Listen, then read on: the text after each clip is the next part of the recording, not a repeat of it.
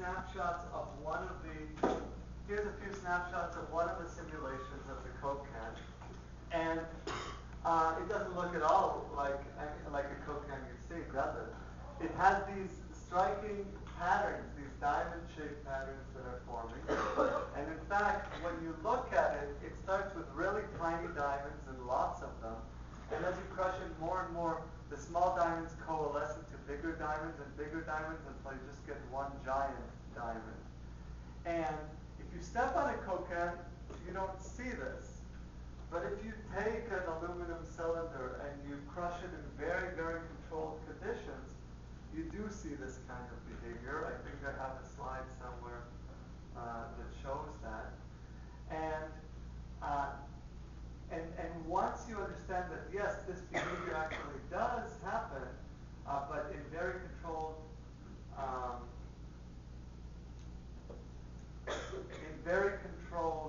circumstances, then you can go back and look at your Coke can, and you can see that what's happened is that when you've stepped on the Coke can, you have, there it is. So here's an example of diamonds forming in an actual aluminum cylinder. When you've stepped on a Coke can, you haven't done it sort of perfectly controlled setting and perfectly straight down. Okay, you've done it with some angle. So you get highly distorted diamonds. If you kind of pull apart your Coke can and look at it, you'll still see diamond patterns, but they'll be grossly, grossly distorted to the point where, unless you've been staring at diamonds for a long time, you won't recognize them. But I get to the point where I look at my the clothing on my sleeves, and I see the same diamond pattern that's up there, just distorted. Now, since you fed me that question, I'll go back to the coiling spaghetti. So with the computer, we were able here, with the Coke cans, to make a perfect crush can, something that you wouldn't see in reality, right? Whereas when you crush a can, in reality, you always introduce them into imperfections. You break the symmetry of the system. And it turns out that this ability of a simulation to simulate the perfect, which doesn't exist in real life, was critical to developing an understanding of how spooling a cable on the top of a ship that's depositing the cable, how the diameter of the spool affects how the cable falls on the ocean floor. You see, when Pedro was running his initial experiments for this coiling spaghetti, he was noticing that the spaghetti would coil and coil and coil, and that every once in a while it would lift up and then coil in the other direction. So it would switch coiling direction every few loops, okay? And when we were running our simulations, we couldn't reproduce that. It kept coiling and coiling and coiling in the same direction. And we thought there was a bug in the code. And we asked the student who was working on it, did you match up all the parameters between the experiment and the simulation? Did you match up the Young's modulus, the thickness of the cable, the height from which it's dropped? Are you using the right units? Is this one of these cases of the JPL NASA thing where one person is using inches and the other centimeters? We checked everything, and we couldn't get it to match up.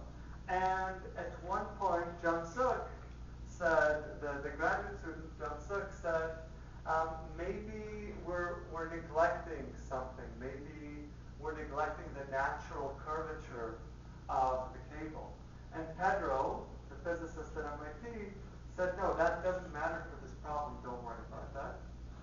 So we said, okay, and Jung Suk went on to do more important things in New Zealand, working at a full film studio. And but it bugged him. And more important, was supposed to be a joke, by the way. But it bugged him.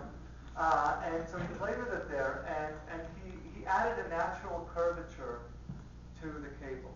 Meaning, if you take a cable, do I have a loose cable here somewhere?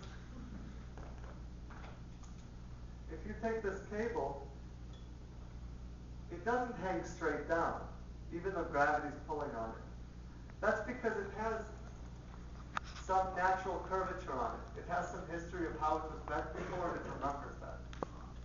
So he added some natural curvature to the cable, And as soon as he did that, he started getting the inversions that Pedro saw in the experiments. And then all he did is he adjusted the natural curvature until it matched the rate of inversion that he saw in the experiments. It turned out 4 times, so he adjusted it until he saw that. And I had this great email from New Zealand to Cambridge saying, Pedro, by any chance, are you storing your spaghetti on a spool of such and such diameter? And this response was totally blown away. How did you guys know the spool I'm storing this on to less than 1% accuracy? And it turned out that what was being neglected was actually the determining factor in this physical behavior. And if you think of the analogy of this inversion, right, when the floor is moving, or conversely when the ship is moving, that's going to determine a radically different pattern of deposition. Okay? So it's critical. And why did the crushing Coke can remind me of this example? Well, it took Pedro about 2 years after that understanding was made before he was able to manufacture a cable that was perfectly naturally straight. All right? Because it's really hard. So if you buy cables from a manufacturer and you need a few meters length of cable, FedEx is not going to deliver a really long thin box that's a few meters long. They're going to deliver it spooled up, which means it's going to have some curvature left over after you open it up. And if you manufacture it in the lab, it's hard to manufacture cable that's straight. Eventually, 2 years later, he did manufacture cables that are straight, where he essentially squirted some goop out of a syringe. It falls. He waits for the goop to harden, right? Then he squirts more goop, and so he keeps extruding a longer and longer cable using gravity to keep it straight. And it's a slow and laborious process. Now, we just said that unless you can make a naturally straight cable, you would always see this inversion happening. And the thing that made it possible for us to realize, to have the insight, that the diameter of the spool affected the rate of inversion was very much the fact that on the computer we were not seeing the inversion at all, and we had to figure out what wasn't matching up between the simulation and reality. So the fact that the computer could trivially, easily, even accidentally simulate a perfect cable with no imperfections was critical to developing the understanding of how curvature matters. And that's where the interplay between simulation and experimentation is critical to generating scientific insight.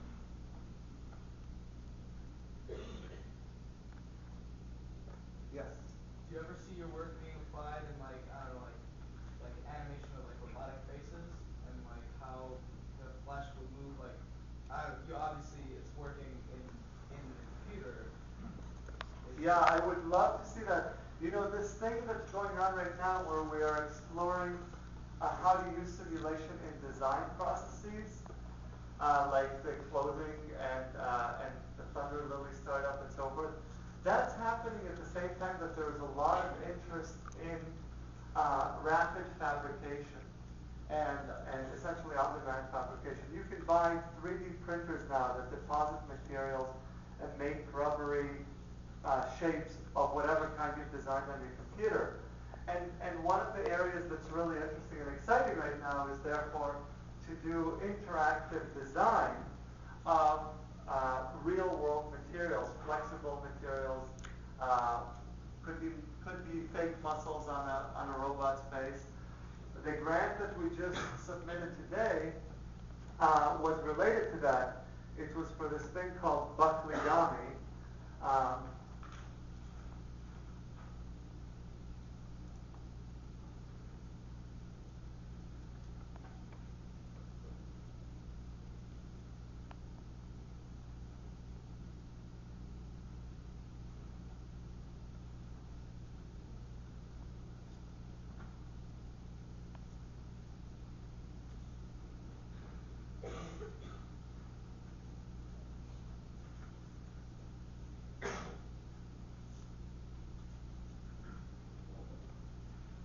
So here's a little rubbery ball. Okay, this ball was inspired by this children's toy. You may have seen it at a museum.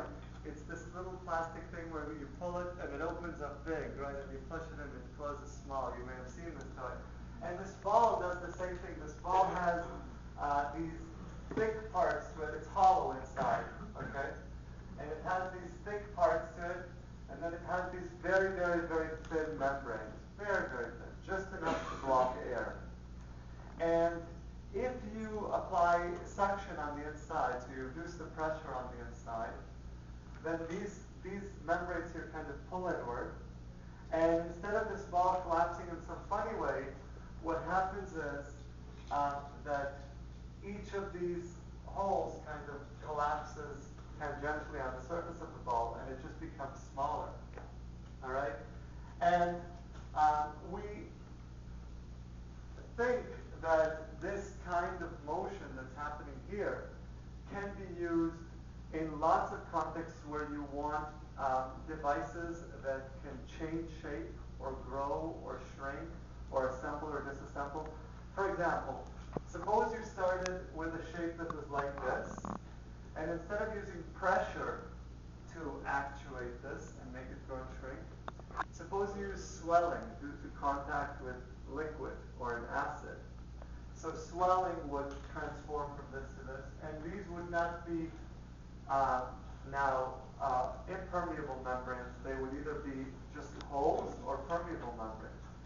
Then this could be designed really small as a drug delivery mechanism, where the drug is inside, and when it approaches the right place in the body, it opens up and the drug is released.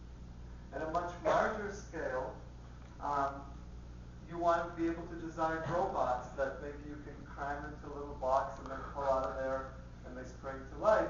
So if they're made of essentially rubbery things, you can do that. Or they can be very flexible so they can maneuver in different places or go through tight corners.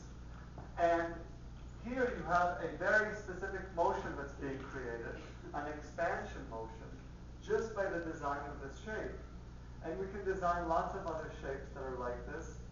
Here's a bending motion that's designed by just blocking the holes on one side of the cylinder. It bends in the other direction. And here on the bottom is a twisting motion. If you block holes all around, it ends up twisting.